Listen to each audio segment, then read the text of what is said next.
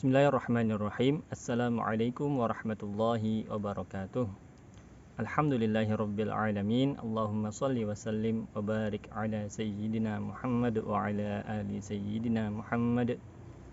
Subhanaka la ilma lana illa ma 'allamtana innaka antal alimul hakim. Allahumma rzuqna ilman nafi'a warzuqna fahman wasi'a walhiqna bis sholihin.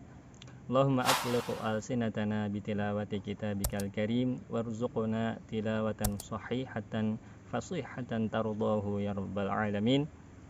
Alhamdulillah, berjumpa kembali dengan tim khidmah Rumah Quran Al-Kautsar dalam program Tahsin Huruf Al-Quran pertemuan ke-10. Insyaallah kita akan melanjutkan pertemuan kita yang ke-10 kali ini mengenai huruf yang berasal dari makhraj al-lisan atau dari makhraj lidah. Kemarin kita sudah membahas dua huruf yang berasal dari pangkal lidah. Yang pertama bertemu dengan langit-langit lunak, itu adalah huruf qaf. Pangkal lidah bertemu dengan langit-langit lunak, huruf qaf. Berikutnya ada lagi pangkal lidah atau bagian belakang lidah bertemu dengan pertengahan antara langit-langit lunak dan keras, itu adalah makhraj kaf. Berikutnya kita beranjak ke bagian lidah yang tengah. Ya, di sini ada huruf jim. Huruf jim, ya, makhrajnya berasal di bagian wastul lisan atau bagian tengah lidah bertemu dengan langit-langit. Ya, tengah lidah bertemu dengan langit-langit, tentunya langit-langit bagian tengah, di mana makhrajnya atau asal suaranya berasal di bagian tengah lidah bertemu dengan langit-langit. Bagian tengah lidah bertemu dengan langit-langit. Apabila tengah lidah bertemu dengan langit-langit, ya, itu ya adalah merupakan asal suara bagi huruf jim. Ketika disukunkan, ya, bagian tengah lidah dengan langit-langit akan beradu. Ketika berharokat jim tersebut, maka dari pertemuan antara tengah lidah dengan langit-langit dia akan berpisah, bermulai dari pertemuan antara langit-langit dan juga tengah lidah. Itu makhraj huruf jim. Sifat-sifatnya, yang pertama, jim ini karena dari bahasa Indonesia ada huruf J, ya, agak mirip ya dengan huruf J. Ya, insyaallah hampir keseluruhan mirip dengan pelafalan huruf J. Tapi yang harus diperhatikan adalah sifat-sifatnya agar tidak keluar dari ciri-ciri bunyi yang diberikan para ulama. Yang pertama, jim memiliki sifat yaitu jahar. Artinya ketika melafalkan huruf jim tidak banyak nafas yang keluar dan suaranya jelas. Ja, ji, ju. Kesalahan yang sering terjadi malah kita membaca huruf jim dengan sifat lawanannya yaitu hams. Suara atau nafas banyak keluar. Ya, ja, ji, ju. Ja, ji, ju.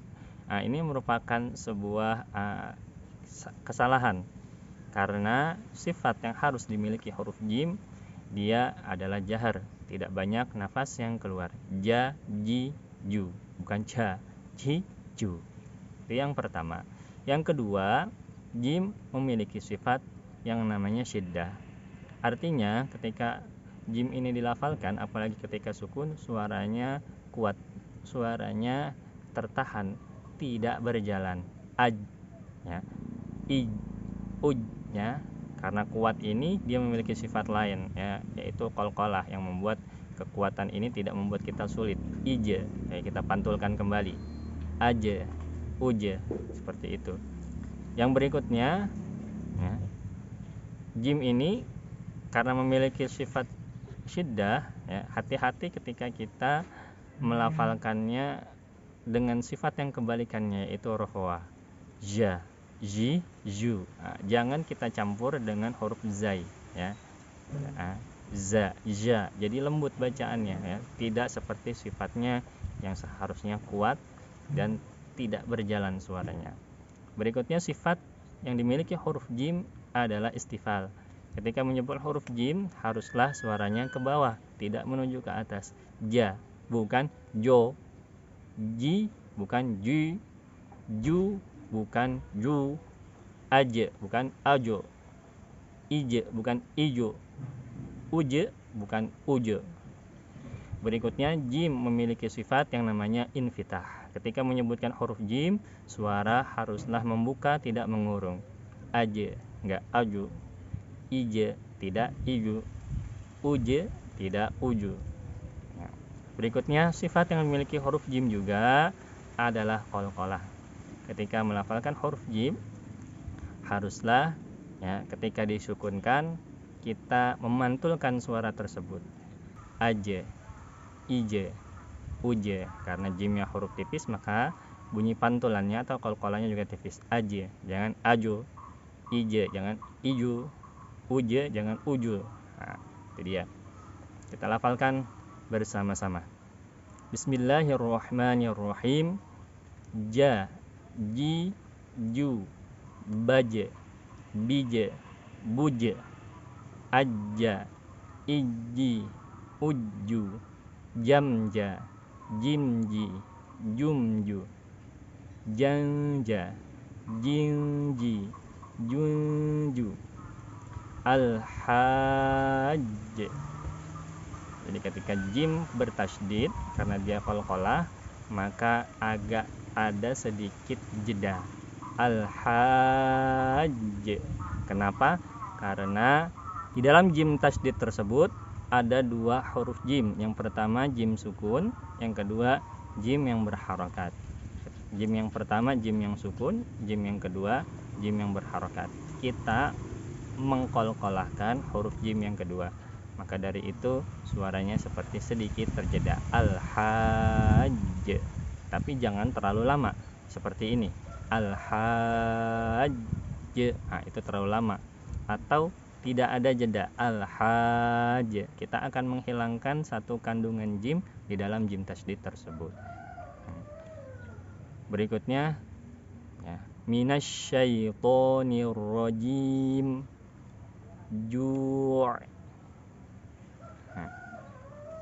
minal jinnati wan nas yaj'alun rijza, jangan rijza.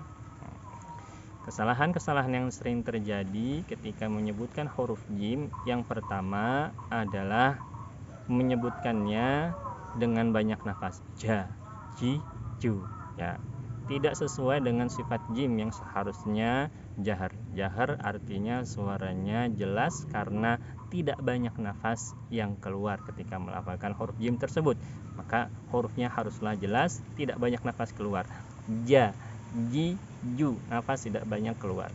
Berikutnya, kesalahan yang sering terjadi ketika menyebutkan huruf jim adalah membacanya seperti huruf C. Ja, ci, cu. Ja, ci, cu. Kenapa bisa menjadi seperti huruf C? Karena kita tidak melafalkan huruf jim sesuai dengan makhrajnya. Makhrajnya adalah di bagian tengah lidah, bertemu dengan langit-langit. Sering sekali huruf C ini muncul karena kita tidak menggunakan bagian tengah lidah, akan tetapi kita menggunakan ujung lidah dipertemukan dengan langit-langit bagian tengah. Inilah yang membuat hurufnya menjadi C. Ja, ci, cu. Yang benar kita menggunakan tengah lidah. Ja, ji, ju pertemukan dengan langit-langit. Salah yang sering terjadi yang berikutnya adalah menyebutkan jim seperti huruf zai atau menyebutkannya dengan sifat rokhawah, sifat lembut. Harusnya jim ini punya sifat kuat, tidak disebutkan dengan sifat lembut. Ja, ji, zu, minasyaitonir rajim, atau rijza. Ini adalah sebuah kekurang tepatan sifat yang kita datangkan. Seharusnya jim itu dibaca syiddah atau kuat. Rijza, jangan rijzi. Rijza, dia kuat bertumpu kepada makhraj. Artinya tengah lidahnya menempel ke langit-langit tengah, dia kuat bertumpu yang membuatnya suara tidak berjalan. Itu saja dari saya mengenai pembelajaran huruf jim. Terima kasih atas segala perhatiannya. Assalamualaikum warahmatullahi wabarakatuh.